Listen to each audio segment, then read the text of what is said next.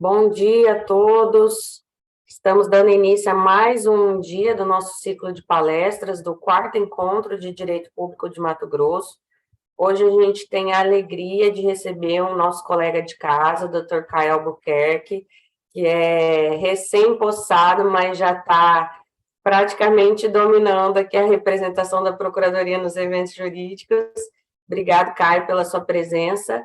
E quero agradecer também a presença do doutor Agamenon, que é nosso sempre parceiro aqui da SMAGES, porque é o gestor do nosso termo de cooperação técnica, então a gente está sempre conversando e perturbando o doutor, né?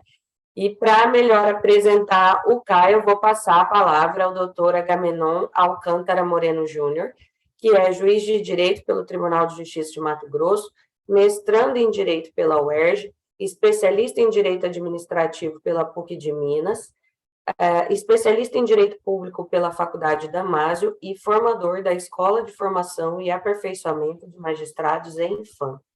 Doutora, a palavra está com você. Bom dia. Primeiro, agradecer a doutora Juliana, né, por essa parceria que está se concretizando desde o ano passado, né, doutora Juliana? E parabenizar pelo tema que foi proposto para a palestra de hoje, né? O doutor Caio Albuquerque, que eu tive o prazer de trocar algumas figurinhas na semana passada, né, doutor Caio?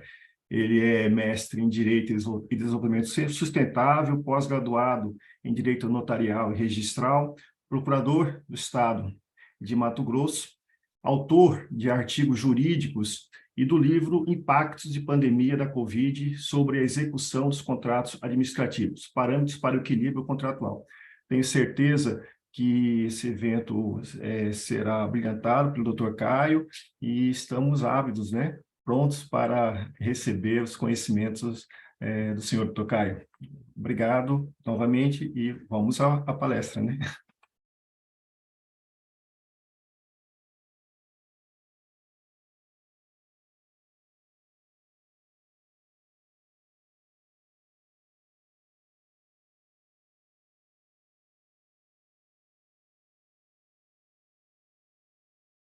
Não estamos ouvindo, Dr. Caio. Tá?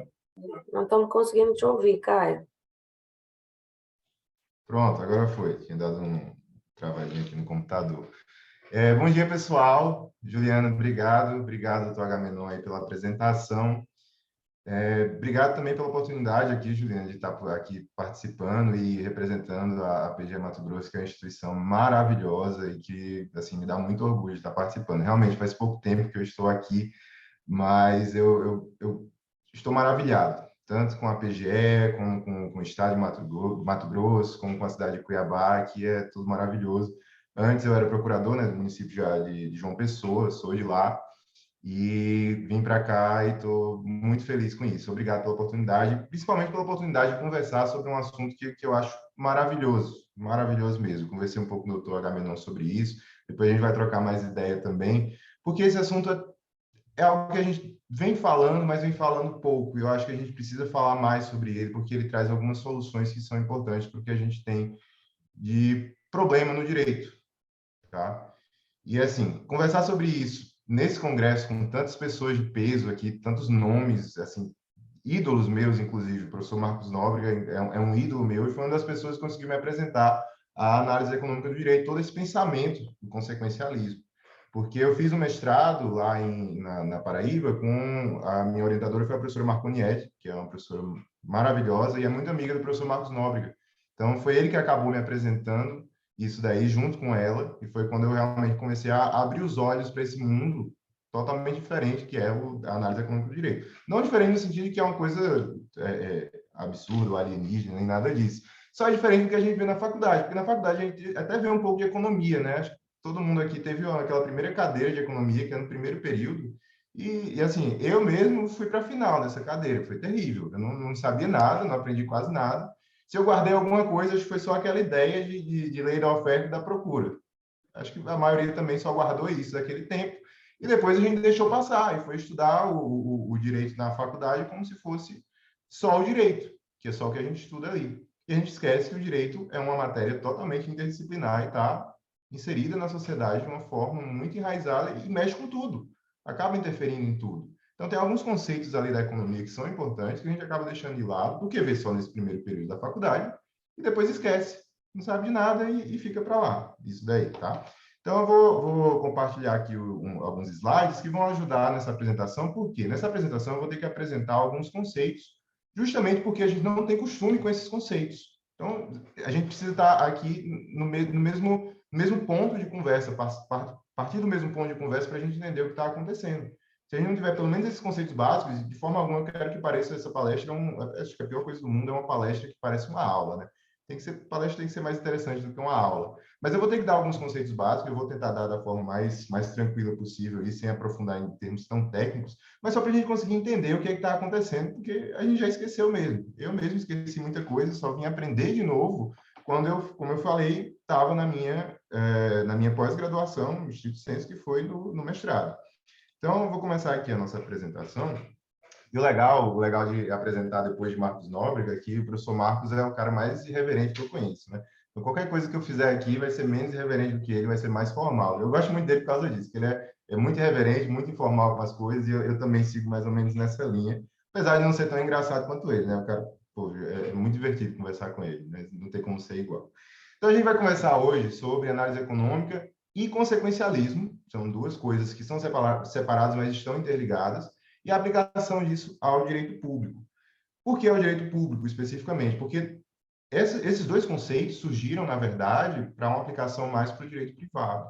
Ultimamente é que a gente vem aplicando aqui mais ao direito público, o pessoal está começando a ampliar esse uso, mas surgiu inicialmente para você ver ali como era a análise econômica dos contratos, como era a análise econômica da questão da responsabilidade civil. A gente vai analisar isso aí um pouco para ver como é que começou, mas começou em outra situação e a gente está querendo ampliar aqui para o direito público. E faz todo sentido aplicar isso ao direito público, tá?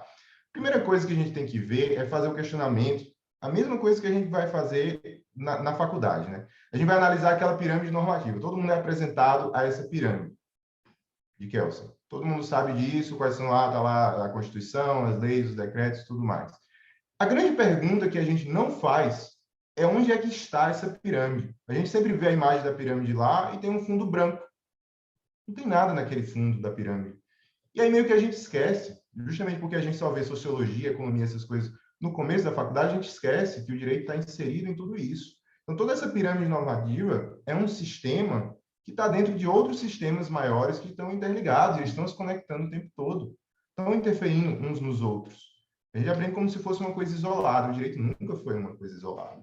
Nunca vai ser. Até porque o direito não surge do nada. Surge por causa de experiências sociais, aí vai se desenvolvendo, e a gente sentiu essa necessidade de ter uma regulação das nossas relações, mas essas relações existem já por conta própria, separadamente.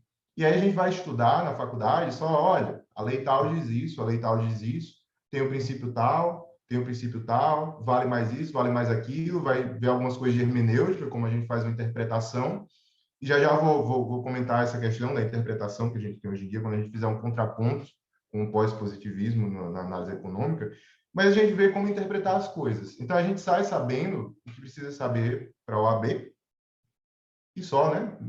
Nem muito mais do que isso. Se você for advogar com o conhecimento que você tem na faculdade, você vai ter problema. Se você não tiver uma pessoa que conheça realmente como é que funciona a prática jurídica mesmo da advocacia, você vai se perder todo, né? Eu mesmo tentei um pouco por um tempo e foi terrível. Eu tive uma péssima experiência e pensei, não, é melhor fazer concurso mesmo. Eu já venho estudando, vou continuar estudando mesmo. E aí, quando chega na prática da procuradoria, eu sofri muito na procuradoria do município de João Pessoa, foi minha primeira, porque eu cheguei lá sabendo direito, sabendo mais ou menos interpretar as coisas, mas na prática é coisa muito diferente.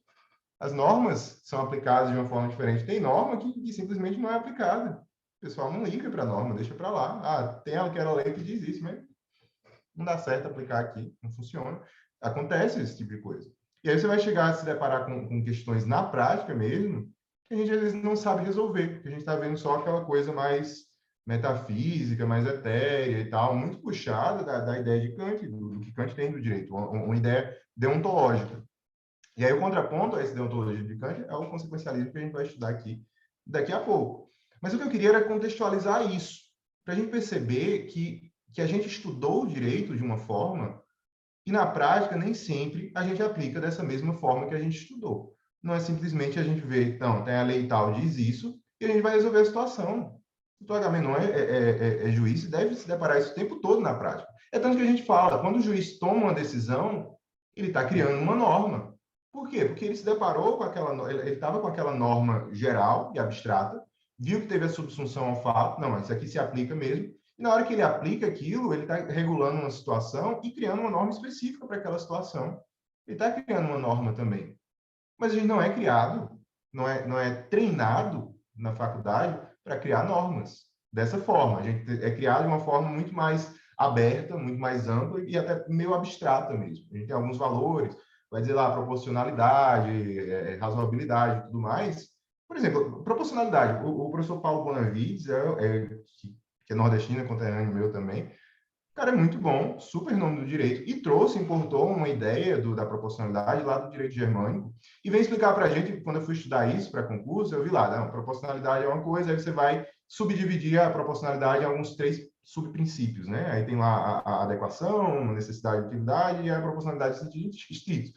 Eu não sei vocês, talvez vocês tenham estudado isso de uma forma melhor do que eu, mas quando eu li aquilo e vi esses 3 subprincípios, eu pensei, é a mesma coisa, não é nada. Para mim, eu não consegui entender aquilo de uma forma que eu possa chegar na prática e aplicar. Acaba que a proporcionalidade é uma questão meio valorativa. Você vai valorar naquele momento, querendo ou não, com suas ideias pessoais, e vai aplicar. Acaba sendo uma coisa mais aberta, mais ampla. Então, essa é a crítica que a análise econômica faz do direito que a gente tem. O direito posto que a gente tem e da forma como a gente analisa ele. A gente analisa de uma forma muito valorativa e até, por que não, subjetivista em alguns casos. Não tem como fugir, óbvio, dessa questão subjetiva, mas talvez, em alguns casos, não seja o formato correto ou o ideal para a gente resolver os problemas que a gente tem. E direito é isso, direito é resolver problema. A gente tem problema, tem que resolver o problema. Pronto, agora, como a gente vai resolver o problema é que a gente vai ter que discutir. E aí vem a análise econômica do direito, e o que é isso daí? O nome já meio que indica o que é que vai ser. É você fazer uma análise econômica com relação ao direito. É você aplicar certas ferramentas econômicas, aquelas que a gente esqueceu como é que funciona, que não só esqueceu, né, mas mal viu naquela pequena cadeira de economia, e aplicar isso daí para o direito. São ferramentas econômicas que são teóricas e tem as empíricas também, porque a economia gosta muito disso, é uma ciência, não é exatamente uma ciência exata, mas é uma ciência aplicada, uma ciência social aplicada, que vai ter muitos estudos, muitas coisas práticas e ver como é que as coisas funcionam ou não. E a gente quer usar isso para compreender e aperfeiçoar o direito. É trazer aquelas lições da economia, e são muitas, daqui a pouco a gente vai, como eu falei, a gente vai ver esses conceitos com calma, mas são muitas lições da economia que a gente pode aplicar aqui para avaliar o direito. E perceber, e isso permite que a gente perceba que o direito não está isolado. Ele faz parte da economia. Ele está inserido num sistema econômico, num sistema, e aqui eu não falo economia naquele sentido que o pessoal vai imaginar assim, mais, só mercado, capital, essas coisas. É muito mais do que isso. Porque a economia é basicamente um estudo de como as pessoas se comportam diante das coisas. Quais são os incentivos que as pessoas têm para alocar seus recursos, e aqui recursos você pode ver em sentido amplo. É tempo também. Como é que a pessoa toma as decisões diante da escassez desses recursos? Os recursos são escassos, a gente precisa tomar decisões, a economia vai ver como é que essas decisões são tomadas. Essa lógica a gente normalmente não traz para o direito. Quais são os incentivos que a lei traz, quais são os resultados reais que a lei tem, porque a gente vê aquilo de forma isolada. O direito a gente vê de uma forma isolada, com certos valores próprios, com certos princípios hermenêuticos próprios, e aí a gente vai decidir lá na hora o que é que vai aplicar ou não, e pronto. Ou então o advogado vai defender daquela forma, olha, isso aqui é desproporcional, isso aqui não é razoável. Mas isso deixa um pouco aberta a situação. E aí a análise econômica do direito vai dizer, olha, vamos ver isso aqui com calma. Será que o direito está funcionando mesmo? Tem 2 perguntas básicas que a análise econômica procura responder. Isso aqui é o professor Ivo Gico, que é um grande expoente nosso da análise econômica do direito, já desde 2010 ele fala disso. Então, percebe, não é coisa nova. Não estou trazendo nada novo. Talvez vocês já tenham analisado isso, já tenham estudado, já tenham ouvido falar, ou só ouvido falar, mas não é nada novo. Isso aqui lá nos Estados Unidos já existe, desde a década de 70. O Richard Posner já estava falando sobre análise econômica. A gente está trazendo para cá, sei lá, nos últimos 15 anos, basicamente. Mas a aplicação ainda é muito pouca, né? Ainda é reduzida. E aí esse professor Ivo Gico já faz um tempo que vem estudando isso, e ele diz, olha, são 2 perguntas básicas que a gente quer responder. Quais são as consequências de uma determinada norma? e qual é a regra jurídica que precisa ser adotada em determinado caso. E aí a gente tem a distinção aqui entre a AED positiva, que estuda o que é, e a AED normativa, que estuda o que deveria ser, que é como a gente vai solucionar a questão com base naquela análise das consequências. A segunda pergunta está interdependente com relação à primeira, depende muito dessa primeira. A gente vai ver quais são as consequências da regra, e aqui a gente tem que ver de uma forma racional e ampla, da seguinte forma: a gente vê no direito, a gente vê que inicialmente, todas as normas têm que ser aplicadas, né? Tem a questão impositiva das normas, e aí se você não cumpre, você vai ter uma punição e tal, tem aquela história. Só que na prática, na realidade, como eu falei, tem normas que o pessoal simplesmente não segue. Tem lei que o pessoal simplesmente não segue, tem decreto, tem instrução normativa, isso aí, às vezes o próprio ente federativo, sei lá, o Poder Executivo Municipal, como eu via lá, tinha instruções, tinha decretos e tudo mais, que o pessoal simplesmente ignorava, porque, isso aqui não tem sentido a gente aplicar aqui agora não, deixa para lá. E pronto, ficava por isso mesmo. E aí a gente tem que ver o seguinte: será que essa norma está dando o incentivo correto para que a pessoa aplique? Essa é a grande pergunta que a ED vem fazer, para ver se na prática a gente está realmente funcionando, se a gente está conseguindo chegar onde a gente pensou que queria chegar. E veja, o Poder Legislativo e o Poder Executivo procuram fazer isso o tempo todo. Quando você vai para o Legislativo, ele vai criar uma norma, procura fazer, né? Aqui eu falo em sentido não totalmente literal, né? Sempre procura fazer, mas tem que ter uma certa análise. Então, você vai criar uma política pública, você vai criar uma lei, você meio que vai pensar em como é que essa lei vai funcionar na prática. Eles precisam pensar isso. E aí lá tem todo aquele debate e tudo mais. Não que os legisladores sejam perfeitos, nós sabemos que não são, né? Mas eles vão, pelo menos, discutir ali de uma forma democrática, vai ter um espaço, às vezes tem audiência pública, tem tudo mais, para o pessoal participar, para ver se aquela norma ali faz sentido ou não. O Executivo também, quando vai aplicar uma política pública, o que é que o Poder Executivo quer, no final das contas? Eficiência. A política pública é o quê? Vamos atender as pessoas para dar saúde. O que é que o Executivo quer? Dar o máximo de saúde possível. Aí a gente tem que ver se aquela política pública é boa para aquilo que a gente está querendo ou não. A ED não vai dar para você os valores que você precisa para chegar onde você quer. Vai dizer, esse caminho funciona ou não. Os valores, aí a gente precisa ter, é óbvio, uma discussão de valores, isso a gente tem no Executivo, no Legislativo, e precisa começar a ter também no Judiciário, vem começando a ter, mas precisa ampliar isso, justamente pelo fato de que, quando você vai aplicar a norma, se você pensa só nos valores e não nas consequências, você se perde na situação. E aí você pode pegar uma política pública que foi pensada para funcionar e talvez tenha fundamento, e ela deixa de funcionar porque você muda aquela situação. Então, essa é a grande questão da ED. Vamos ver o que é que a gente vai mudar, por quê, como e para chegar aonde. A gente vai ter uma análise de valores, e não precisa você romper totalmente, deixar de ter valor, porque o direito envolve valores anteriores também, aquelas normas postas são valores que estão sendo consolidados, a gente precisa ver o que é que vale a pena também aplicar ou não. Então, a gente vai analisar quais são as consequências e qual regra jurídica vai ser aplicada por meio dessa ED normativa. Tá? Por que tem um contraponto aqui ao pós-positivismo nessa questão da análise econômica? O grande problema que a gente teve, veio uma época que a gente vinha positivista, né? Não, tem que aplicar a lei, tem que aplicar a lei, o juiz vai dizer a lei, pronto, é isso daí. Quando chegou na Segunda Guerra Mundial, a gente tem um rompimento com relação a isso. Basicamente, assim, um grande exemplo disso que os professores trazem é a questão do julgamento de Nuremberg. Foram julgar os nazistas lá e os caras disseram, pô, eu fiz isso daí tudo, tá, até fiz, mas eu fiz de acordo com o ordenamento jurídico. O ordenamento jurídico permitia que eu fizesse aquilo. Aí o pessoal, que argumento terrível, né? Porcaria de argumento, não serve para nada. E o pessoal viu, então a gente tem um problema aqui. Não é para a gente só estar aplicando o direito dessa forma, a gente precisa arrumar formas de ter valores maiores ou ideias que são supranormativas, são supralegais, para a gente poder guiar a ação humana para que a gente não caia de novo nesse mesmo problema que a gente já teve, que foi essa coisa terrível, que foi o nazismo. E aí uma das respostas a isso foi o neoconstitucionalismo. Na França teve uma resposta própria, no modelo mais germânico, e foi aqui no Brasil também adotado, a gente teve essa resposta do neoconstitucionalismo, que é o que a gente estuda muito, né? Eu, pelo menos, estudei isso quando fui estudar para concurso, estudar na faculdade, tudo isso era Pedro Lenza, né? Basicamente, o manual básico que a gente usava, neoconstitucionalismo. cara vai dizer que tem esses valores, a Constituição é feita de princípios, e a Constituição tem que ter a sua força normativa, que tem que ser aplicada e tal, e tem esses valores que estão acima da Constituição, todo o ordenamento jurídico vai permear todo o ordenamento jurídico do mundo inteiro.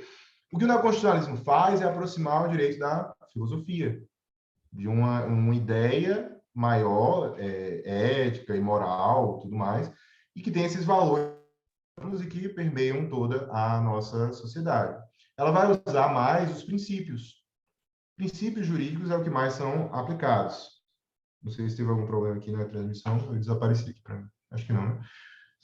Os princípios jurídicos vão passar a ser mais aplicados e a Constituição vai ser vista como uma norma gigante que condensa vários princípios que são aplicados pelos juristas para chegar a soluções. E aí, às vezes, vai ter algumas soluções que não vão ser as ideais.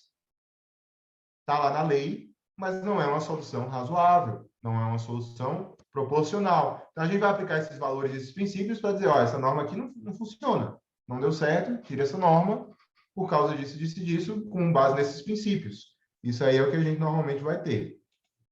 Acho que o vídeo, pronto, voltou agora. Esse é o neoconstitucionalismo. Lá nos Estados Unidos, e na Escandinávia também, mas principalmente nos Estados Unidos, que é o que a gente vai importar aqui para a gente, surgiu essa questão do realismo jurídico. Em vez de aplicar uma aproximação do direito à filosofia, o pessoal disse, não, vamos aplicar o direito mais com base na realidade social. Então, se a gente teve um problema com relação às normas, vamos ver o que está acontecendo com relação a essas normas na realidade social, para ver se funciona ou não. Então, é uma abordagem mais pragmática. E aí, percebe, isso aqui é a base justamente do que vai vir a análise econômica e o consequencialismo também. Então, esses realistas jurídicos lá nos Estados Unidos, principalmente por ser um lugar de common law, né, que o pessoal ia ter que discutir as coisas de uma forma não tão legalista como a gente tem, eles começaram a discutir entre si o que é que funcionava, o que era justo, o que não era, diante das situações fáticas, aqueles hard cases. Então, aqueles casos difíceis, a gente vai analisar isso de uma forma pragmática. Disso daí veio Richard Posner e outros autores, Guido Calabrese também, vários autores importantes ali, grandes expoentes, que trouxeram dentro desse pragmatismo a ideia da análise econômica, de trazer, olha, o direito tem que ser interdisciplinar para poder realmente conhecer qual é a realidade social. Então, a gente vai analisar também sociologia, não só análise econômica, mas vai analisar sociologia, vai analisar a economia também, como é que o direito está inserido nesse nosso meio, para ver qual é realmente a solução que a gente vai precisar chegar numa dada situação específica. Sem isso, eles dizem, a gente não vai chegar numa solução que seja justa. E aí não é todo americano, né? Não é todo o direito americano que é permeado por esse realismo jurídico. A gente tem aquele, o Dworkin e o Alexis não é americano, mas, enfim, também há uma influência lá no direito norte-americano do Dworkin, e ele vem dizer que a gente tem que realmente partir para os princípios, e não só para a análise econômica. Aí tem um embate muito grande entre Posner e Dworkin com relação a isso, para qual deles deveria prevalecer na situação. Dworkin diz que a análise econômica não vai resolver todo o problema, porque de todo jeito vai ter sempre um viés subjetivo no julgamento. E ele não está totalmente errado com relação a isso. Mas a grande questão, e lá prevaleceu mais essa questão da análise econômica, é que a análise econômica dá algumas ferramentas que são um pouco mais objetivas e que a gente pode aplicar para ter realmente decisões que sejam logicamente aplicáveis e replicáveis, tá? Não seja uma coisa tão aberta. E essa é a grande crítica ao neoconstitucionalismo, e que a gente vê essa crítica hoje em dia aqui no Brasil, né? Algumas decisões são meio abertas, e aí eu já vou mostrar para vocês que o próprio judiciário brasileiro, o STF e o STJ, estão começando a aplicar a análise econômica e o pragmatismo e o consequencialismo para dizer, olha, o juiz não pode só decidir com base em valores abstratos. A LINDB, que a gente vai ver daqui a pouco, também já consolidou isso. A gente viu, olha, se for só com valor abstrato, a gente vai poder ter qualquer decisão, sem um fundamento que faça com que essa decisão seja realmente não válida, mas aceitável pelas pessoas, porque a decisão, claro, ela vai ter a força dela de vincular as pessoas, mas se a gente tem no substrato social várias e várias decisões que ninguém consegue aceitar porque não são valores que são aceitos como universais, a gente não chegou naquela conclusão específica com base em valores que não sejam só daquela pessoa específica, do juiz, a gente vai ter um problema. O direito vai deixar de ser aplicado e vai deixar de ser uma coisa que traz coesão social. Vai gerar só conflito. É esse o grande problema que a gente vai ter. Então, a análise econômica do direito vem para tentar trazer uma racionalidade própria da economia, para a gente poder argumentar da forma mais adequada, dizer, olha, isso aqui funciona, isso aqui não funciona. Eu não vou decidir só por causa dos valores, só por causa da proporcionalidade de distrito, adequação e tudo mais. Porque isso acaba sendo uma coisa ampla que, convenhamos, permite qualquer decisão. Depende só do julgamento do juiz. Então, essa é a grande crítica que é feita, que aí traz a necessidade de a gente trazer essa análise econômica, tá? Agora eu vou trazer quais são esses conceitos bem básicos, tá? Não vou me alongar muito nisso, mas alguns conceitos que a gente precisa ter para poder entender o que é essa análise econômica mesmo, o que é que ela está fazendo. Eu também não parecer que é uma coisa muito difícil, nem nada. Não é uma coisa que vai trazer da economia aquelas contas, gráficos e tudo mais. Tem isso, tem. Mas não é só isso. É mais uma forma de pensar. O mais importante é que a gente tire daqui uma forma de pensar mais racional, de pensar isso aqui funciona ou não funciona e por quê. Então, a economia, como eu falei, já adiantei isso. A economia é basicamente uma análise das escolhas que nós tomamos diante da escassez. A escassez de recursos, e aqui recursos em sentido amplo, tempo, dinheiro, tudo que você imaginar que possa ser recurso, que seja valioso para o ser humano, é escasso. Se não for escasso, a gente não tem economia, não tem o que decidir. Se tem para todo mundo, ninguém vai ter que decidir se vai querer uma coisa ou outra. Aí não tem economia. A alocação de recursos dentro disso vem justamente porque a gente, se não tem tudo para todo mundo, a gente vai ver como é que a gente vai alocar. Eu não tenho todo o tempo do mundo, eu vou ver como é que eu vou alocar o meu tempo. Existem certos custos de oportunidade com relação a isso. Se eu vou escolher ler um livro, o custo de oportunidade que eu estou tendo, por exemplo, é deixar de ler outro. Escolhi ler um livro, estou perdendo tempo de ler outro, ou estou perdendo tempo de fazer outra coisa. Então, o custo de oportunidade com relação a dinheiro, se eu aloco o meu dinheiro num lugar, eu estou perdendo a oportunidade de alocá-lo em outro lugar, que poderia ser melhor, poderia ser uma situação mais ideal e trazer um retorno maior para mim. Então, o tempo todo a gente está tomando essas decisões. O tempo todo. A gente precisa tomar essas decisões, a vida nos força a isso, e a economia vem analisar o porquê a gente toma essas decisões, porque existem certos incentivos. O que a gente quer, no final das contas? Maximizar a eficiência com relação individual, né? Eu quero usar o meu tempo da melhor forma possível, eu quero ter o maior retorno possível para os meus investimentos, como é que eu vou fazer isso? Então, a economia, sabendo que as pessoas agem desse jeito, partindo desse pressuposto, meio que individualista, mas que funciona, é isso mesmo. Existe, claro, um contexto mais amplo, mais social também, as pessoas não agem só de forma egoísta, as pessoas agem também dentro da sociedade esperando que isso tenha efeitos sociais, acontece também, tem casos específicos disso, mas sabendo que a gente atua dessa forma, a análise econômica vai chegar e dizer, olha, por que a gente faz isso, por que a gente faz aquilo?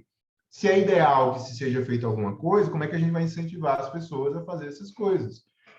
Isso aí já entra naquela questão, né? O pessoal todo mundo já deve ter ouvido falar daquele livro lá dos nudges, né? Daqueles incentivos. A gente gosta de usar nome em inglês para ficar bonito o negócio, né? Nudge. Mas é incentivo, é você incentivar a pessoa a fazer certas coisas.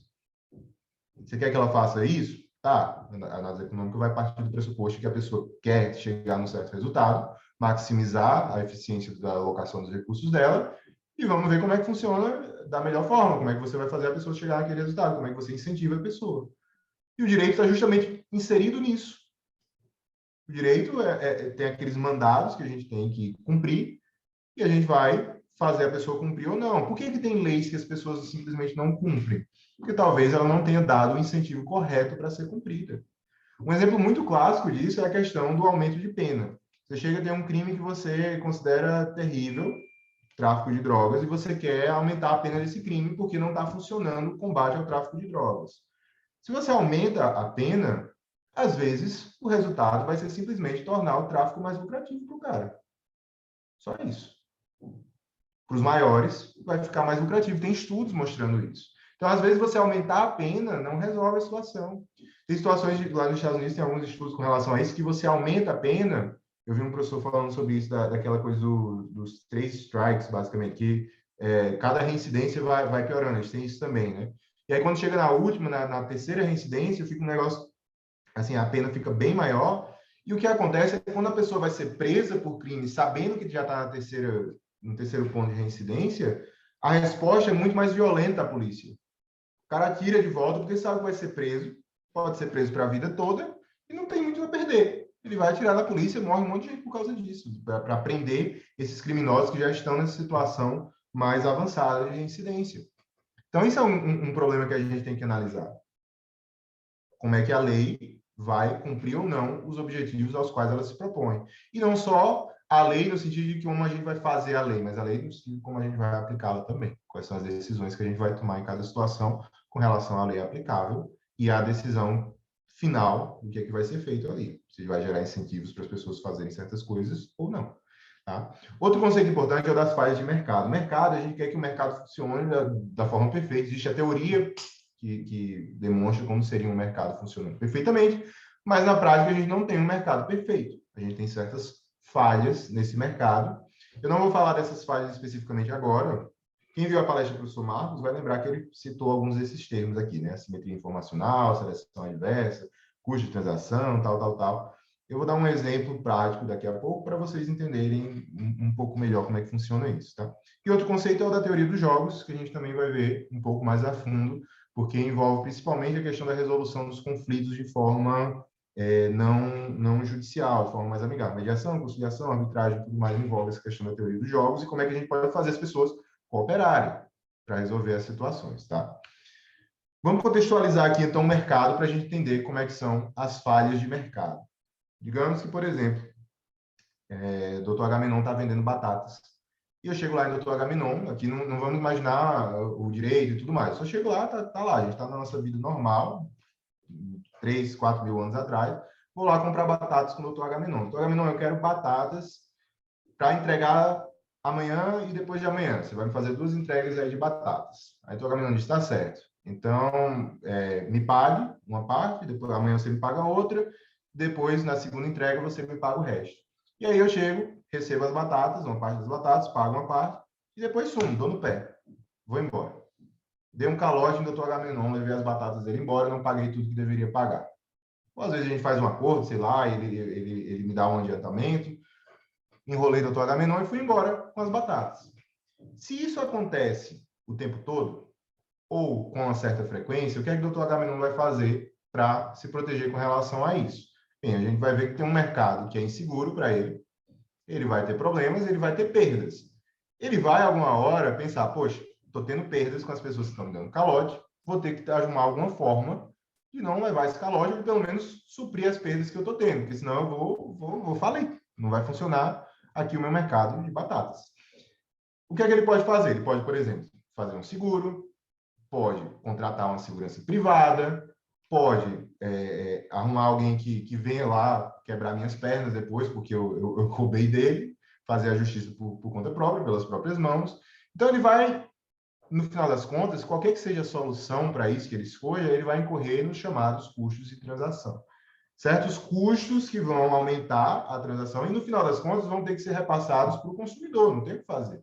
Ele vai passar para quem está comprando as batatas. Então, quem for comprar as batatas vai acabar comprando batatas mais caras, porque o Dr. Agamenon está precisando se proteger com relação a esses calotes, a esses roubos que as pessoas têm. Custo de transação é basicamente isso. Qual é o custo que você tem embutido numa transação para que ela seja realizada da forma correta? Isso é uma falha de mercado, por quê? Porque o ideal seria eu chegar lá e o Dr. Agamenon dizer a batata é R$1, porque eu gastei 50 centavos para plantar a batata e vou ter o meu lucro aqui de 50 centavos. Pronto, tá certo. Isso é um mercado que está funcionando idealmente. Só que não é sempre assim. Então, tem certos custos que ele vai precisar embutir ali na batata dele para poder suprir as perdas que ele já tem. E aí tem certas situações em que, por exemplo, se eu chego para o Dr. Agamenon e digo, olha, doutor Agamenon, eu quero a sua próxima safra de batatas. Daqui a 6 meses você vai me dar as batatas que forem surgindo e a gente faz um acordo com relação a isso. Um acordo verbal, que não estou falando de contrato. O Dr. Agamenon sabe muito mais do que eu, como plantador de batatas, como é que as batatas vão ser plantadas, qual é a safra boa das batatas, quando é que vai dar batata boa, quando é que vai dar batata ruim, se vai dar batata ou não. Se for um acordo aí que eu possa ter perda, ó, não tem batata nenhuma, tá? Eu ainda vou pagar um pouco os custos para você. O Dr. Agamenon tem uma certa vantagem competitiva com relação a isso, porque ele conhece muito mais o negócio das batatas do que eu. Eu não sei nem se batata dá em qualquer chão. Não sei como é que funciona isso. Se ele planta batatas, ele vai saber. E isso é a assimetria informacional. Tem certas informações que o plantador vai ter que eu não tenho. E eu, como comprador, posso ter algumas informações que o Dr. Agamenon não conhece com relação ao mercado também. E isso é uma falha de mercado também, que funciona no seguinte sentido. Às vezes, alguma das partes, por ter mais conhecimento do que outra com relação ao negócio, vai se aproveitar dessa simetria. Então, a gente não tem a mesma quantidade de informação. Por não ter a mesma quantidade de informação, eu posso fazer negócios ruins, o Agamenon pode acabar também fazendo negócios ruins por conta dessa simetria. E aí a gente entra nessa questão também, que é outra falha de mercado, é o risco moral, que é o risco que a pessoa tem de alguém agir de acordo com essa simetria informacional e se aproveitar disso. Então, quando a pessoa se aproveita, a pessoa acaba tendo, se aproveitando de alguma coisa que vai ser essa simetria informacional. Então, tem uma simetria de informações de não ter as mesmas informações com relação à situação, uma se aproveita, isso é também uma falha de mercado que acaba, no final das contas, também aumentando os custos de transação. E aí, o que é redutor dessa falha de mercado? A gente vai precisar de quê? No meio de tudo isso. E outras falhas também. Eu estou citando aqui só alguns exemplos. Tá? Tem aquela questão da seleção inversa, tem tudo mais. Nem precisa entrar tanto. Como eu disse, a gente precisa de alguns conceitos gerais. Mas o que é redutor dessa falha de mercado? Primeiro, o contrato. O contrato vai dar mais segurança para a gente. Reduz a falha de mercado, por quê? Porque, pelo menos, com um contrato, o Dr. Agamenon vai ter algo que ele possa fazer cumprir. Depois, forçar o cumprimento. Só que, por conta própria, sozinho, talvez ele não consiga forçar o cumprimento disso na venda de batatas. E é aí que entra o judiciário, é aí que entra o sistema jurídico, é aí que entra todo o aparato policial também, que vai fazer a justiça na situação quando for necessário. E isso reduz o custo de transação, por quê? No momento que o doutor Agamenon sabe que, pelo menos, se ele tiver algum calote, ele pode acionar o judiciário, e desde que, é claro, o judiciário funcione de forma satisfativa, ele tem uma segurança ali que vai permitir que reduza o custo de transação. Ele não vai precisar contratar tanto seguro ou tantas seguranças como ele precisaria se não houvesse poder judiciário. Imagina como era aí na Idade Média e para trás para você ser mercador, né? Eu acho que não era muito fácil. Acho que era um trabalho até meio ingrato, porque você acabava levando calote e você não tinha muito assim como resolver a situação. Você ia fazer o quê? Eu ia lá dar um soco no cara, basicamente, para receber de volta o dinheiro. Era isso que tinha de solução. Então, quando você tem um judiciário que realmente funciona, você reduz a falha de mercado. Você pode até reduzir também as assimetrias de informação. A gente vê muito isso no direito do consumidor. O Código de Defesa do Consumidor foi feito baseado justamente nessa concepção de que há uma assimetria de informação entre o fornecedor e o consumidor, ou não é? A gente sabe disso. O próprio código já coloca numa posição diferenciada no ponto de vista jurídico, porque, de fato, já é desse jeito. E aí a gente vai dar incentivos ao fornecedor para divulgar as informações. Às vezes os incentivos são positivos, às vezes são negativos. Quer dizer, ó, você vai fazer, você tem um ganho, se você não fizer, você vai ter uma perda, vai ter um problema. Você vai ser punido. Às vezes é assim. E aí ele vai reduzir essa assimetria de informação. Mas mesmo assim, a gente vai partir desse pressuposto. Então, quando a gente for julgar uma causa no direito do consumidor, vai ter que analisar isso. Quem é a parte vulnerável e hipossuficiente da relação, que o próprio código já estabelece como sendo o consumidor, que é uma situação fática, é real. Por quê? Porque há essa assimetria de informação. O consumidor não sabe tanto quanto a pessoa que está vendendo. Então, a gente precisa resolver essa situação para que o mercado funcione bem. O judiciário, a lei, os contratos, tudo mais, tudo entra nesse meio como uma redução dessas falhas. Então, perceba que o judiciário e todo o direito, na verdade, está dentro de um contexto social e serve para melhorar esse mercado. Funciona, ele está sempre interagindo. O tempo todo está interagindo, o direito e o mercado, o tempo todo. Então, se você toma uma certa decisão específica, essa decisão vai acabar influenciando certas coisas. É desse jeito que funciona. Tá? Eu vou explicar um pouco mais isso com relação às consequências da decisão. Né? Aqui a gente ainda está entrando no âmbito da economia, da análise econômica, que é um pouco mais ampla, a consequência vai ser um pouco mais específica. Tá? E aí, teoria dos jogos, o que é isso? O pessoal da economia viu que a gente, funcionando dentro de incentivos, vai tomar certas decisões que são racionais. E existe uma proposta, que é aquele dilema do prisioneiro, que é para analisar como é que as pessoas funcionam. Um exercício mental para como as pessoas funcionam. Em vez de falar do dilema do prisioneiro, eu vou lembrar aqui de um filme que eu gosto muito, que é aquele do Batman, né, que tem o Coringa, o Dark Knight. Que o Coringa, não sei se vocês viram, mas no final do filme, o Coringa pega 2 barcos. Barcos não, eu coloquei barco, mas acho que nem era barco, né? São balsas. Tem uma balsa que só tem prisioneiro dentro e tem uma balsa que tem civis. lá. E ele coloca bombas nessas balsas e deixa os detonadores nas duas balsas. Então, os civis podem escolher detonar a balsa e explodir o outro barco, todo mundo morreu, os prisioneiros, pessoas condenadas já. E os prisioneiros também podem apertar o botão e explodir a outra balsa e morrer todos os civis lá, que são pessoas inocentes. Lá tem um pequeno twist, um extra com relação a isso, que é que o Coringa no final ia apertar o botão de todo jeito. Se ninguém apertasse nada, ele ia apertar de todo jeito, todo mundo ia morrer.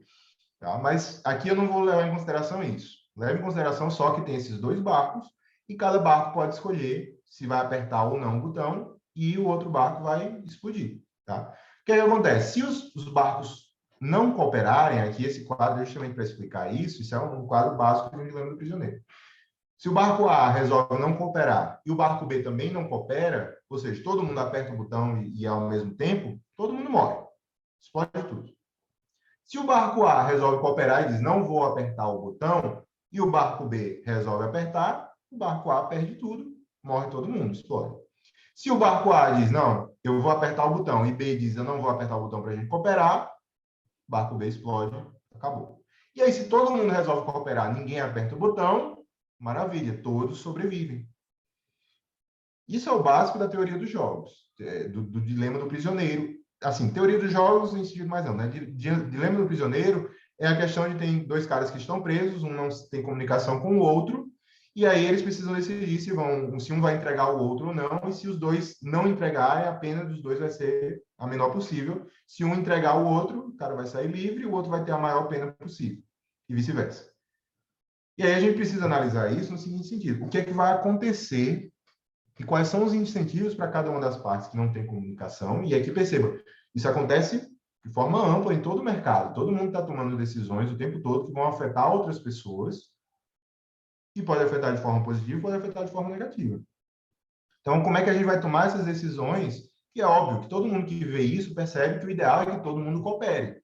Só que não é sempre isso que acontece. Às vezes, um vai resolver cooperar, o outro não, e aí a gente vai ter um problema. Então, como é que a gente chega na situação em que todo mundo coopera e todo mundo ganha? O CNJ já percebeu isso, tá? E trouxe, ele tem um manual de mediação judicial em que ele explica isso. Eu até adaptei do manual um quadrozinho de um experimento que foi feito para abordar a questão do equilíbrio de Nash. John Nash chegou, viu esse mesmo experimento aqui da teoria dos jogos e disse, olha, o ideal é a gente chegar num ponto de equilíbrio que todo mundo, conhecendo as possíveis estratégias dos outros, vai adotar a melhor opção. Então, a estratégia de cada jogador para Nash, o ideal seria ter a melhor resposta às estratégias dos outros, sabendo como é que os outros vão agir. Eu vou explicar aqui como é que isso funciona. No exemplo lá do Manual de Mediação do CNJ, teve um estudo que foi feito que duas pessoas foram colocadas separadamente e tinha um pequeno joguinho que elas precisavam fazer. Olha, eu vou jogar D ou vou jogar C. Só precisava disso, só tinha duas opções. Se um escolhesse D, aí, assim, o C e o D era questão de cooperar ou não cooperar, tá? E cada um ia ganhar ou perder dinheiro, não dinheiro próprio, mas dinheiro que ia ser dado pelos caras que estavam organizando o experimento, tá? E aí eles tinham que anotar os motivos de cada decisão. Eles não sabiam o que é que o outro ia jogar. Tá? Então, por exemplo, na primeira jogada, aí deixa eu explicar só o que é que acontece, né? Se nenhum dos dois cooperar, todo mundo joga D, todo mundo perde dinheiro, todo mundo perde R$1. Se todo mundo coopera, todo mundo ganha R$1. Se um coopera, o outro não coopera, um ganha R$2, o outro perde R$2, ou seja, a perda é maior, né? Perda máxima para um e ganho máximo para o outro. A mesma coisa, se um coopera, o outro não coopera, um ganha R$2, o outro perde R$2.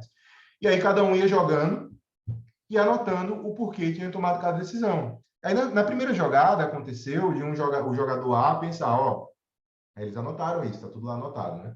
Não, eu acho que o cara é muito inteligente, ele vai achar que eu vou jogar D, mas eu vou jogar C aqui para ele poder ver que eu estou querendo cooperar com ele, porque o primeiro já percebeu, olha, o ideal é a gente cooperar aqui para ver se funciona. E aí o outro jogador pensou, não, esse cara é bobinho, ele está anotado lá também, esse cara é bobinho, é inocente, e ele vai querer jogar o C, achando que eu vou querer cooperar, e eu posso ganhar aqui. Aí ele jogou C, o outro jogou D, e pronto, aí um ganhou do outro. E aí começou essa troca, um ganhando, o outro perdendo, e um pensando, poxa, eu vou fazer isso para ver se ele começa a cooperar, vou fazer isso para ver se ele começa a cooperar. Demorou 50 jogadas para os dois perceberem que o ideal era todo mundo jogar C toda vez. porque eles iam ficar ganhando, cada um ganhando um real, e não tinha perigo de perder.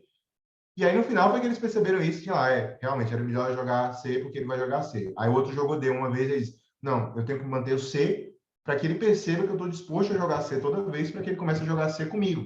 E aí o outro começou a perceber isso, e todo mundo jogou C. Terminou que não foi o ideal, eles poderiam os dois terem desde o começo ganhado mais dinheiro, todos eles sairiam com mais dinheiro, mas no final das contas acabou se chegando, e esse experimento mostra que por conta própria, com várias interações, as pessoas acabam chegando na solução ideal. Então, quando você vai fazer mediação, arbitragem e tudo mais, o ideal é que você chegue nisso aqui.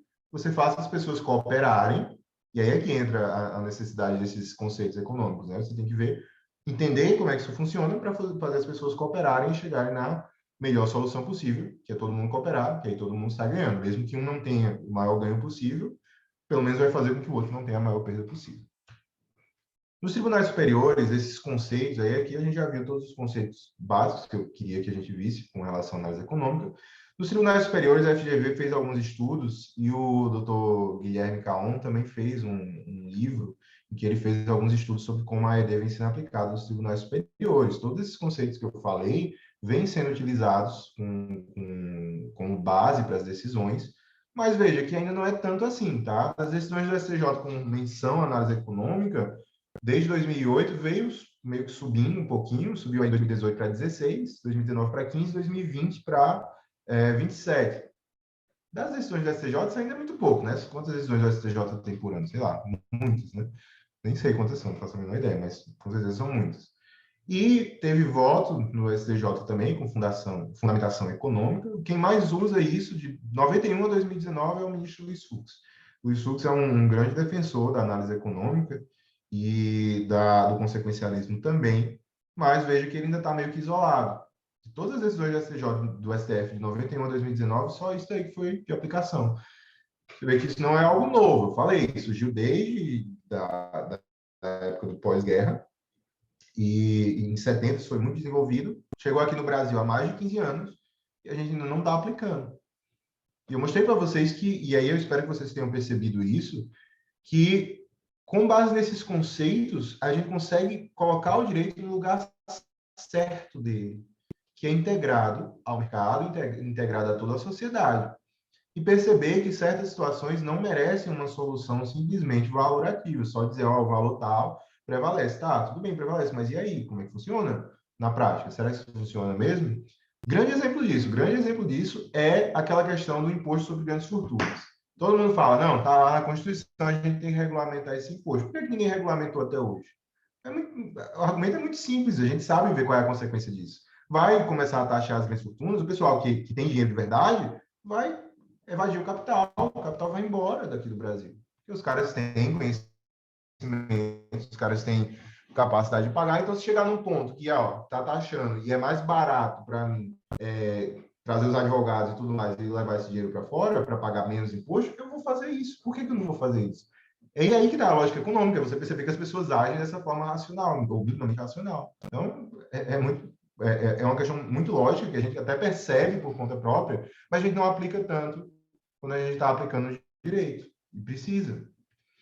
O ministro Luiz Fux até tem uma decisão aqui em que ele fala expressamente com relação a isso, a gente já vai entrar aqui na questão do consequencialismo, né? Ele trouxe a link, e ele diz, o magistrado tem o dever de examinar as consequências imediatas e sistêmicas que o pronunciamento vai produzir na realidade social, porquanto, ao exercer seu poder de decisão nos casos concretos com os quais se depara, o juiz acaba fazendo o quê? Alocando os recursos escassos. Então, quando o juiz cria uma decisão específica, ele está obrigando, de certa forma, a alocar os recursos daquela forma como ele disse que deveria ser feito. A mesma coisa que a lei já faz, mas o juiz não está criando uma norma, ele cria aquela norma e está alocando recursos na situação.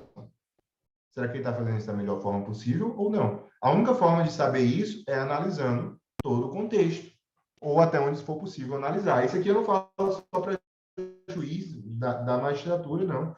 Aqui também vale para os órgãos de controle.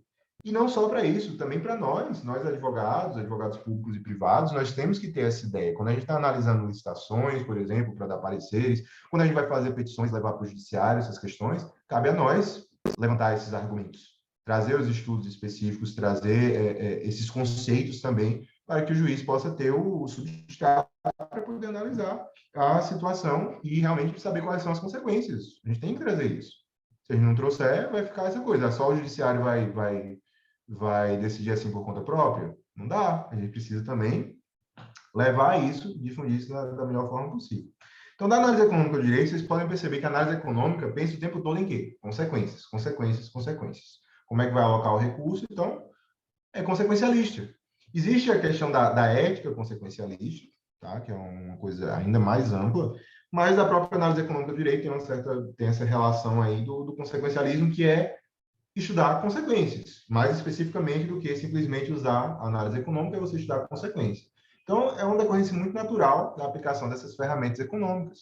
E esse consequencialismo envolve você comparar as consequências imediatas de curto prazo, de uma certa decisão, com as consequências mais amplas. É você ver se isso daqui, você está decidindo agora, vai ter consequências de curto prazo e imediatas, que fazem sentido, e se elas fazem sentido com relação a todo o resto que vai vir dessa decisão também. Claro, tem certas consequências que a gente não vai conseguir prever totalmente, como as consequências legais, a gente não tem como, da própria lei em si, a gente não tem como prever todas, mas o juiz precisa ter esse cuidado, todo mundo que está decidindo e aplicando esse lado do consequencialismo, porque justamente por não ter todo esse debate grande que deveria ter, ou não, às vezes tem, mas deveria ter sempre, né?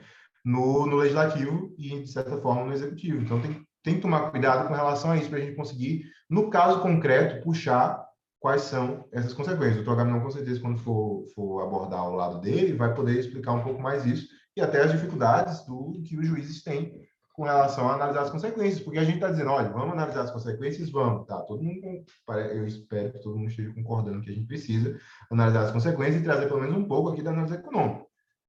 Talvez a pessoa não concorde, seja um pouco mais neoconstitucionalista, não concorde muito com isso, tudo bem. Mas acho que a maioria vai perceber que tem benefício em você aplicar isso, porque é a realidade, não tem o que fazer. A realidade tem que ser inserida também na análise do direito. Mas tem certas dificuldades para a gente conseguir saber quais são as consequências reais. E aí que eu cabe também a nós, procuradores, advogados, operadores de direito em geral, a gente tem que levar isso para o judiciário da melhor forma possível também para trazer essas decisões. Então, quem trabalha na área tributária não pode pensar só naquela defesa específica daquele caso do ICMS.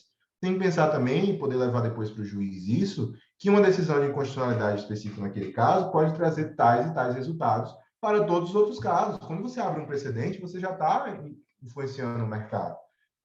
Então, a gente está vendo essa discussão gigantesca agora no STF com relação à coisa julgada tributária.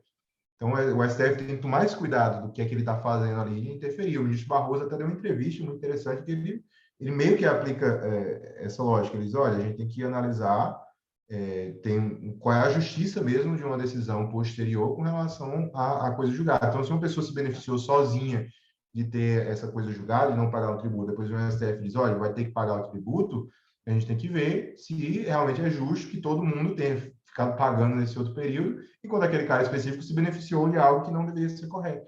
É essa discussão que está sendo feita. Quais são as consequências dessa decisão específica. Tem que se analisar isso. Aconteceu muito recentemente um caso com relação a isso, que eu estava conversando com o professor Tauden. Tauden é um grande advogado ambientalista lá da Paraíba, né? Professor da UFPB, e Tauden fez um artigo sobre uma decisão que houve lá no TJ do Rio de Janeiro, em que o juiz anulou todas as reuniões do Conselho de Meio Ambiente desde 2019, Conselho Estadual do Meio Ambiente. Todas as decisões foram anuladas de 2019 para cá, porque a eleição dos membros tinha sido feita de uma forma indevida. Então, ele disse não houve o processo devido para nomear aquele pessoal, então foi tudo nulo. De 2019 para cá. Imagina as consequências dessa decisão. E o juiz, infelizmente, no caso, não analisou quais eram as consequências dessa decisão. Talvez porque as partes não trouxeram isso, talvez porque não deu certo na situação, sei lá. Tem N coisas que podem acontecer. Mas aí como é que fica todos os licenciamentos ambientais de 2019 para cá? Como é que ficam todos os empreendimentos que agora estão o quê? Em situação irregular? Como é que vai fazer? Isso aí tem que ser pensado. Tá, tudo bem, não foi da forma correta a nomeação do pessoal, tá errado, Mas será que não seria o caso de a gente dar um prazo para regularizar isso? Será que não seria o caso de a gente modular os efeitos da decisão? A modulação dos efeitos da decisão é um caso muito concreto de a gente aplicar justamente essa lógica, quais são as consequências e o que é que vale ou não a pena a gente decidir aqui, tá? Na LINDB, a gente já vai ter isso aqui, o doutor Agamenon vem estudando isso de forma até muito mais aprofundada, provavelmente, do que eu, ele vai poder falar um pouco mais, mas na LINDB a gente já trouxe essa consolidação dessas ideias. O professor Carlos Ari Sandfeld, que é também outro ídolo meu, ele foi quem propôs toda essa ideia de reformulação da LINDB para trazer essas consequências. Porque o que estava acontecendo? Os tribunais de contas, principalmente assim, os órgãos de controle, Ministério Público e tudo mais, estavam chegando lá nas decisões da administração pública e dizendo, olha, isso aqui está incorreto por causa de proporcionalidade, por causa de razoabilidade, por causa de não sei o quê, e pronto. E aí estava, como o professor Marcos Nobre fala muito, tinha muito cacique para pouco índio. O que estava acontecendo? Ninguém tinha mais coragem de decidir nada. Ele até fala do negócio de usar a teoria da pedra mais próxima, né? Para você ver qual decisão você vai seguir, qual ordem, de quem? Do TCE, de MP, da magistratura, do STF, da Polícia Federal, de quem vai ser, você vê quem é que está mais próximo para jogar a pedra em você.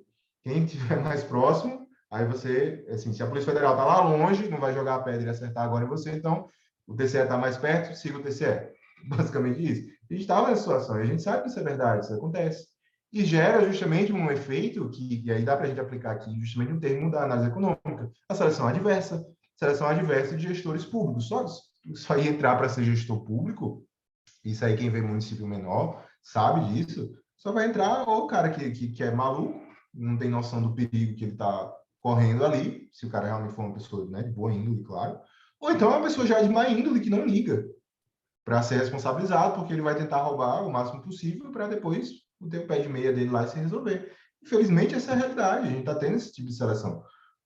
Com base nesse preceito maior, que aí ninguém vai discordar, claro, a gente tem que combater a corrupção, a gente tem que ir atrás das pessoas que estão fazendo as coisas erradas, tem.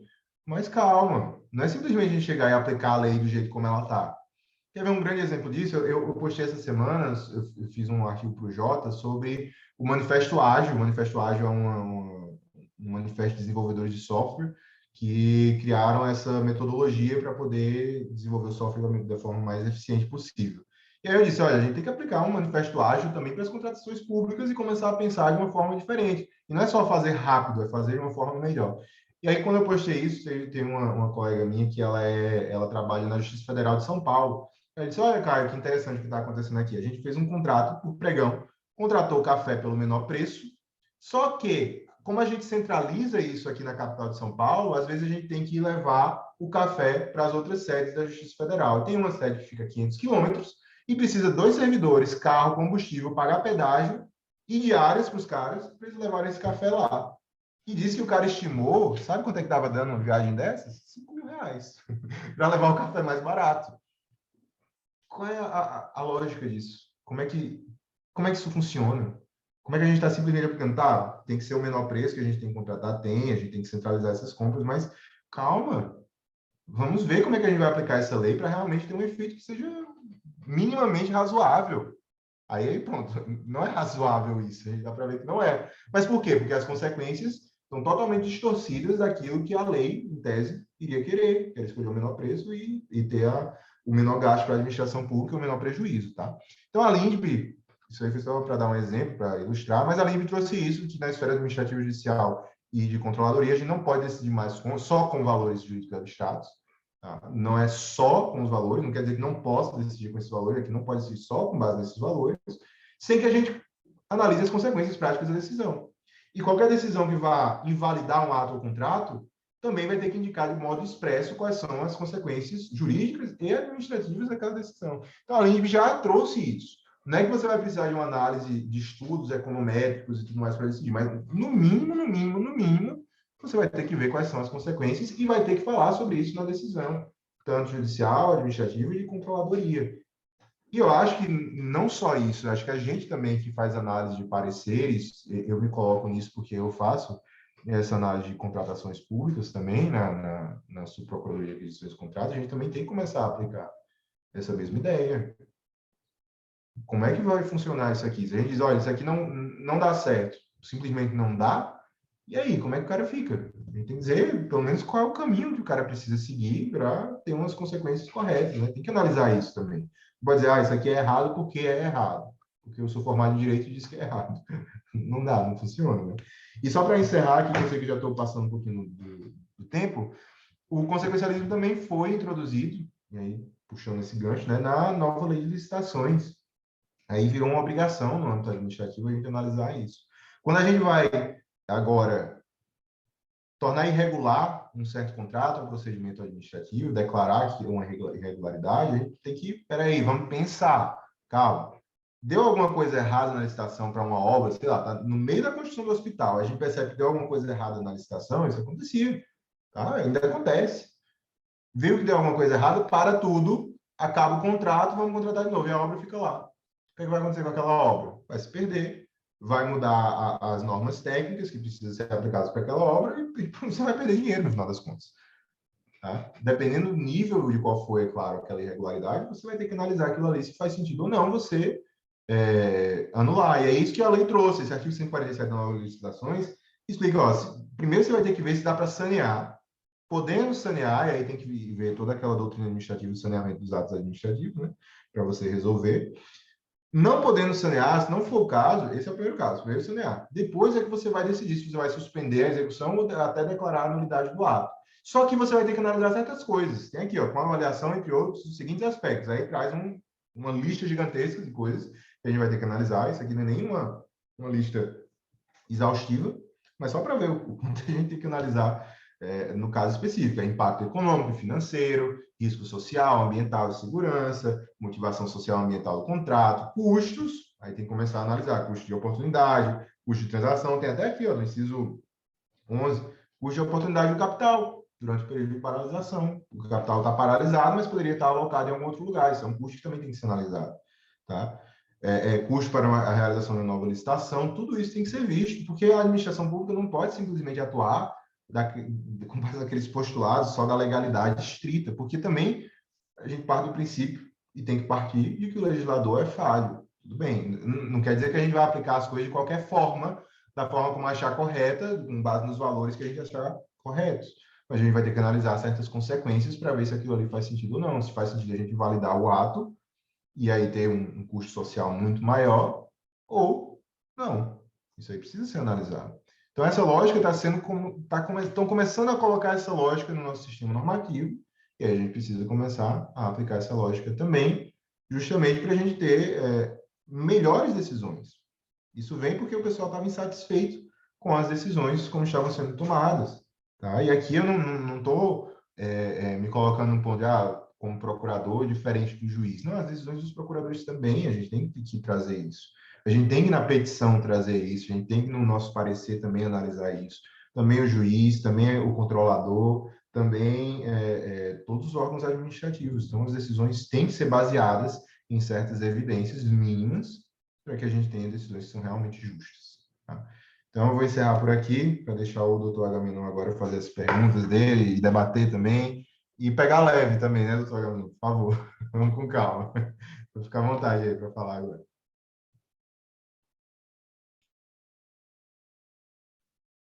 Posso começar, doutor Juliano?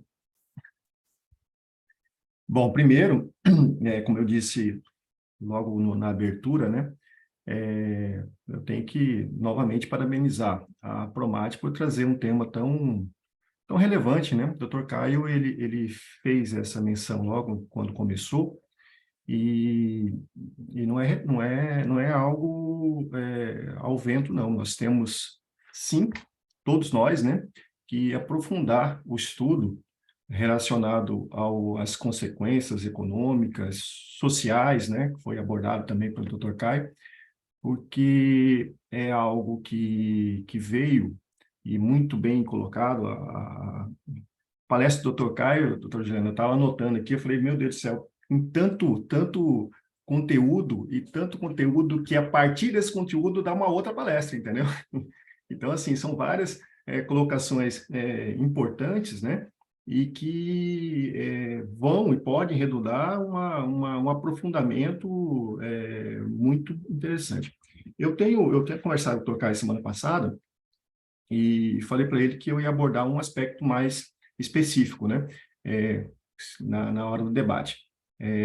Levando em consideração tudo que ele disse a respeito do período do positivismo, e após o positivismo, após a Segunda Guerra Mundial, né, com pós-positivismo, neoconstitucionalismo, né? Alguns não gostam do termo, né, doutor Caio? Você sabe disso, do neoconstitucionalismo, falam de pós-positivismo, há uma certa diferença acadêmica sobre isso, mas, assim, da utilização, da percepção, primeiro, que as normas existentes, elas não têm condições de atingir todas as situações de fato, né? E, cada vez mais, utilizando seus princípios como uma força normativa para que, ao analisar o caso concreto, poder aplicá-los. E quando houve essa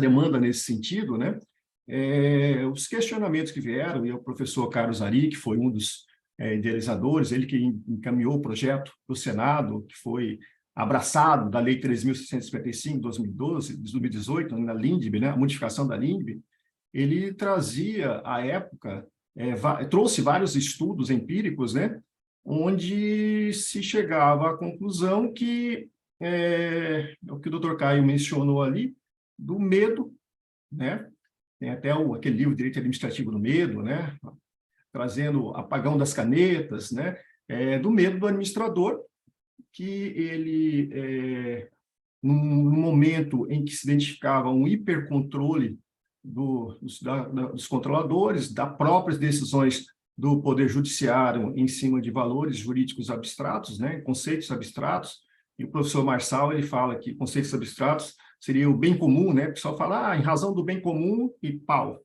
decide-se, né, em razão do interesse público, e decide-se, né. E o questionamento era esse na época, né, falando assim, olha, ótimo, vamos analisar as consequências, mas quais são as consequências? Como analisar essas consequências? Eu posso analisar uma consequência econômica? O Supremo pode entender que a determinada norma ela pode ser analisada em razão do risco econômico que é para o Estado, né? O prejuízo econômico que há para o Estado em decorrência da análise para um lado ou para o outro, né? O contrato, né? O doutor Caio foi muito feliz, né, em trazer a relação dos contratos, aqueles contratos que já têm ou um ato administrativo, seja lá qual for, que já tem um tempo de duração com efeitos, né, benéficos em princípio, né, e você analisa lá atrás que ele tenha uma nulidade que poderia ser identificada.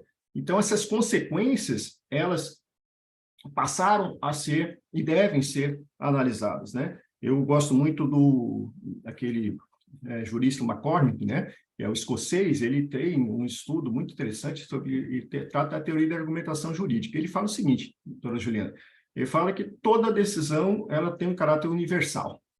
Então, você tem que partir do pressuposto que a decisão tem um caráter universal. E, dependente da ação, mesmo que individual, ela tem um caráter universal. E as características de uma decisão, na opinião dele, bem fundamentada, é analisar as consequências, porque toda decisão tem consequências, a coerência e a coesão. Então, dentro desse contexto, quando a LINDB foi trazida, ela foi trazida em razão do receio e do risco que se tinha, né, de decisões sem que se levasse em consideração, aliás, levando em consideração valores jurídicos abstratos, como eu mencionei, que o professor Marçal fala, né, interesses genéricos, conceitos indeterminados, que se utiliza, mas sem analisar as consequências, né? E aí é o grande ponto, né? Tem um professor Brandão, né? Ele tem um texto, ele é da UERJ, ele tem um texto que fala das análises da consequência pelo Supremo, né? E a falta do contraditório, as decisões empíricas que são trazidas, e ele cita 3 casos que o Supremo decidiu, de forma que não houve a oportunidade da dialeticidade, ou seja, não se permitiu o contraditório, não se permitiu que as partes tomassem conhecimento. Mas ele utiliza um termo que é o consequenciachismo, né? Então, ele fala que o risco de se utilizar o consequencialismo é se utilizar, na verdade, não o consequencialismo com base em provas, com base em produção de provas, mas sim um consequencialismo. E essa foi minha grande, Tokai, minha grande... a partir daí, a grande necessidade de eu começar a estudar esse troço, tá? Porque como aplicar isso, né? Como aplicar isso? Será que você chegar principalmente em reuniões, né? Porque isso vai implicar em uma consequência nefasta para a administração ou para a parte, né? Aí você vai nos autos e não encontra nada, né? Não encontra nada disso. E o que é importante é que se diga que quando a lei veio, ela veio para isso. Olha, quando o juiz determinar, ou parece deixar bem claro, a Lei 3.000, a LINDB, ela não fala só do Poder Judiciário, né? Então, ela fala, como bem dito o doutor Caio, administrativa, decisões no âmbito administrativo, Controladoria e Judiciário. Nesse aspecto, eu até, doutor Caio, eu não entendo que é algo... E até isso eu queria que o senhor abordasse posteriormente, uma das perguntas que nós combinamos que eu ia fazer, é da questão da necessidade da administração, né, entender que ela tem, sim, que, ao editar um ato, ou, no caso, o artigo 21, ou a anulação, decretar nulidade, ela tem que especificar quais são as consequências práticas. É uma exigência que o artigo 20 trouxe. E essa exigência, ela, para o Poder Judiciário, ela, na minha concepção, ela passa, sim, se conjugar o artigo 489, parágrafo 1º do CPC, passa a ser uma exigência que, se não utilizada, mas se não utilizada, depende, primeiro, do ato administrativo lá, estar expondo quais são as consequências, né, daquele ato, posteriormente do ônus argumentativo das partes, né, porque tanto o autor ele tem que trazer isso, né, na sua petição inicial, trazendo o porquê que aquele ato, tal como praticado, ele traz uma consequência danosa ou buscando uma consequência benéfica na área econômica, social, e trazendo também como pretende provar se é que já não houve a prova trazida de imediato, ou artigo científico, ou prova empírica, né, onde se demonstre que aquela situação, de fato, ela vem acarretar, ou prova pericial, e a parte tem que, na contestação, ela tem que produzir também, né, essa prova, porque um dos questionamentos que tiveram antes da sanção e posteriormente à sanção da lei, por parte dos órgãos de controle e por parte da ANAMATRA, JUF, que até antes da sanção da lei fizeram, na época era o Michel Temer o presidente, eles encaminharam notas técnicas tentando impedir que fosse sancionada a Lei 3.655. E um dos argumentos era que esse artigo exigia do magistrado e do órgão de controle um exercício de futurologia, porque como que eu vou adivinhar quais são as consequências práticas? Ou, no caso do artigo 21, como que ele vai adivinhar, como que ele ao decretar invalidade, como que eu tenho condições de indicar todas as consequências, e o parágrafo 1 do artigo 21 é bem interessante, porque cai bem do exemplo que o doutor Caio deu ao final, da necessidade, hoje, de você fazer a regularização da invalidação desse ato, né? Então, do contrato. Então, hoje é a exigência das 3 esferas. O poder, a autoridade administrativa que anular um ato, ela tem que anular e tem que dizer quais são os efeitos decorrentes desse ato, expressamente, e dizer como que vai ser feita a regularização desse ato, né? A regularização levando em consideração, como diz até o parágrafo único, né? Indicar todas as condições de forma proporcional, de forma equânime, tentando evitar eventual ônus ou perdas que tragam excessivos prejuízos, né, para as partes. Então, essa construção que foi feita, ela está ali e deve ser analisada nos moldes da Constituição Federal, que traz a necessidade do contraditório, né, da produção de provas, a produção de provas de forma contraditória, o que alguns autores entendem que é uma hermenêutica integrativa, né, que você teria que não analisar friamente, se analisar só ela sozinha, você realmente fala, poxa, como que eu vou? Eu não tenho condições.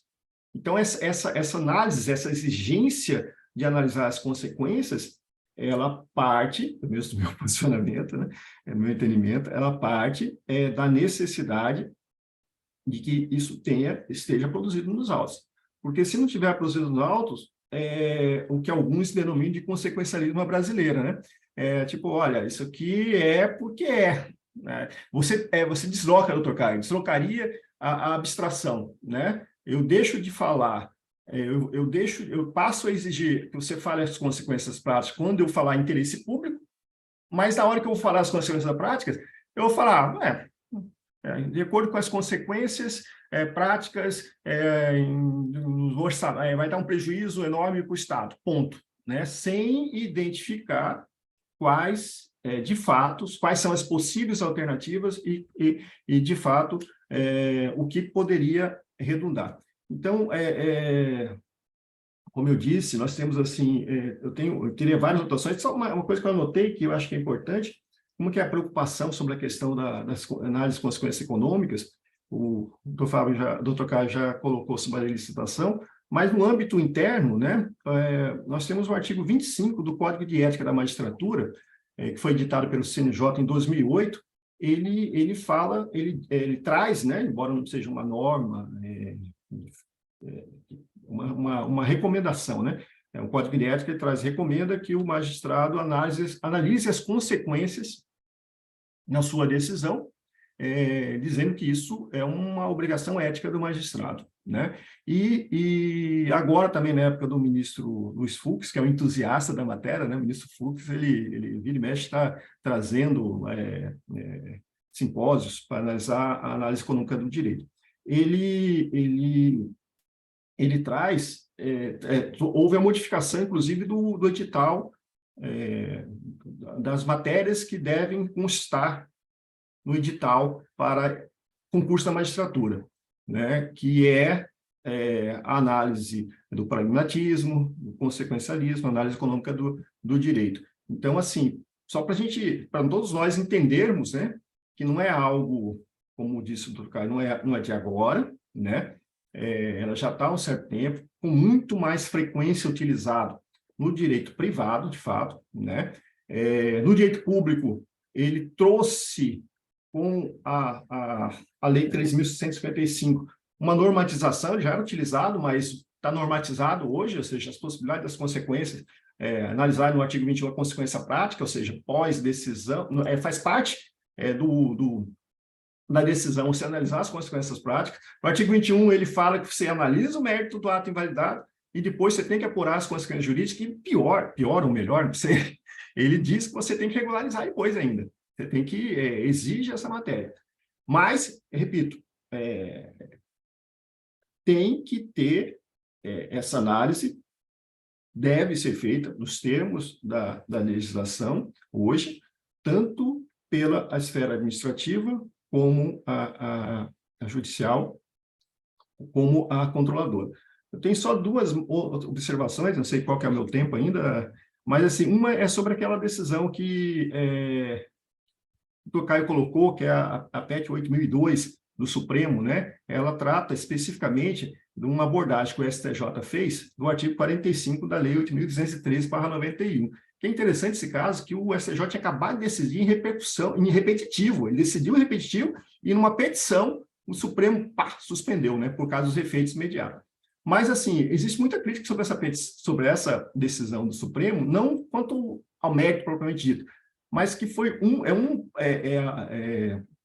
o professor George Abold, nem sei se é assim que pronuncia o nome do cujo, mas ele analisa bem a questão das consequências, tem um livro sobre o processo constitucional brasileiro, muito interessante, e ele aborda, ele fala o seguinte, e eu concordo com ele, que nesse caso específico, era uma liminar, né?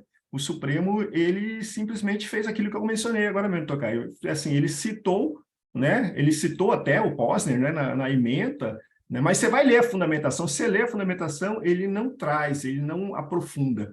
O que a Lei 3.655, que é, na minha concepção, a normativa que permite a utilização das consequências, seja ela econômica, administrativa, ela traz para todos um ônus argumentativo, ou seja, você precisa ter uma motivação mais fundamentada. Se você quiser que as consequências sejam analisadas, ela necessita, sim, que ocorra uma motivação fundamentada.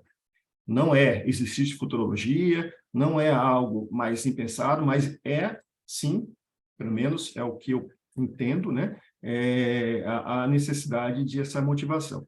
Então, assim, eu devolvo a palavra para o Dr. Caio justamente para abordar esse aspecto, conforme combinamos antes, né, Dr. Caio? Sobre essa questão da motivação, né, da necessidade, essa exigência do artigo 49 e da motivação de todos os entes, né?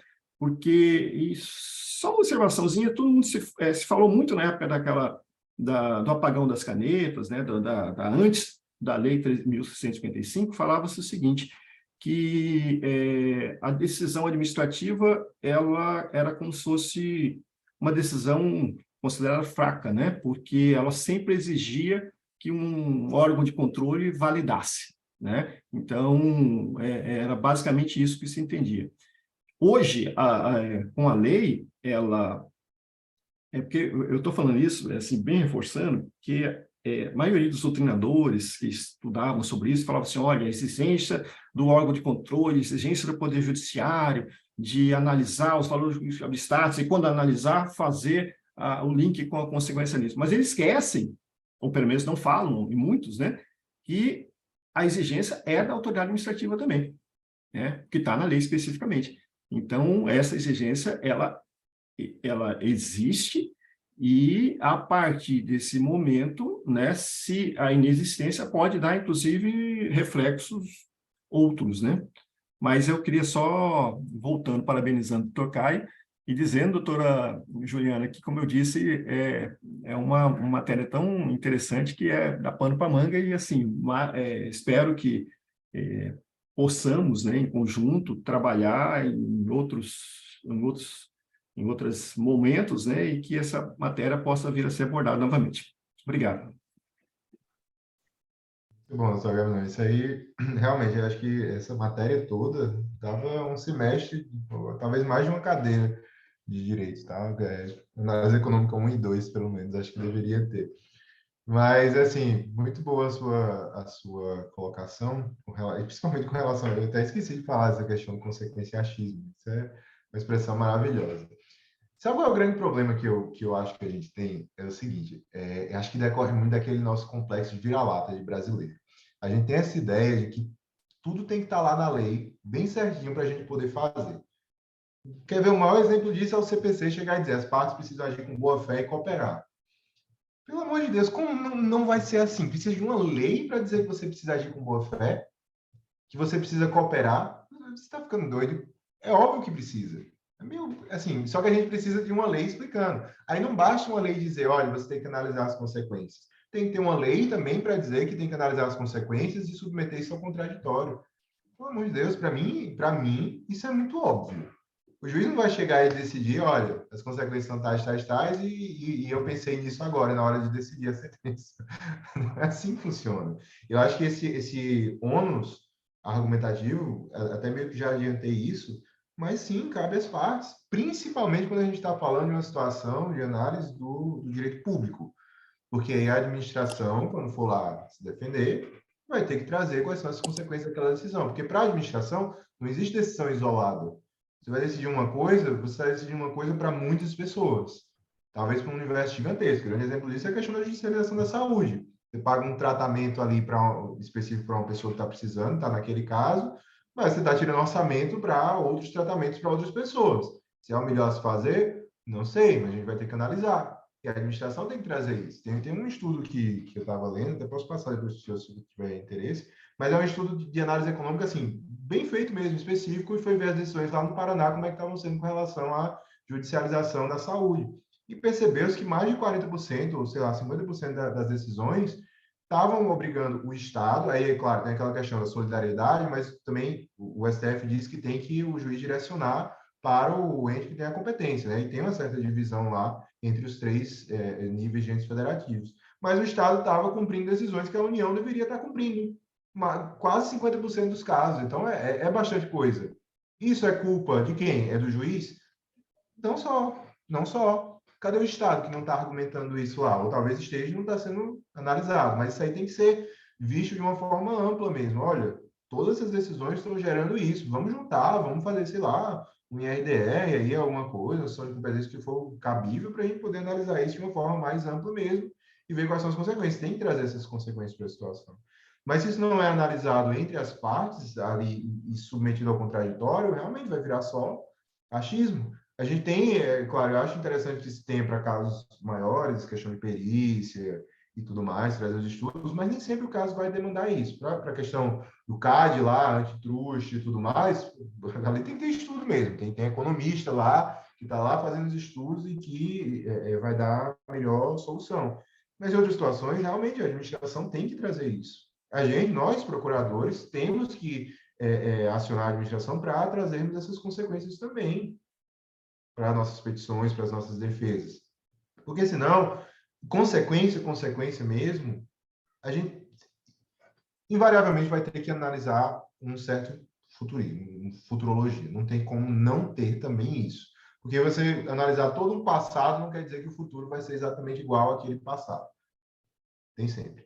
Então, quando a gente vai analisar isso, se a gente não submete ao contraditório, aí sim a gente vai estar sendo injusto também, porque pode ser uma consequência inventada. A parte tem que poder falar sobre aquilo, se vai afetar a decisão, se faz parte da fundamentação da decisão. Então, em todo sentido, e acho que não precisava nem deixar isso expresso.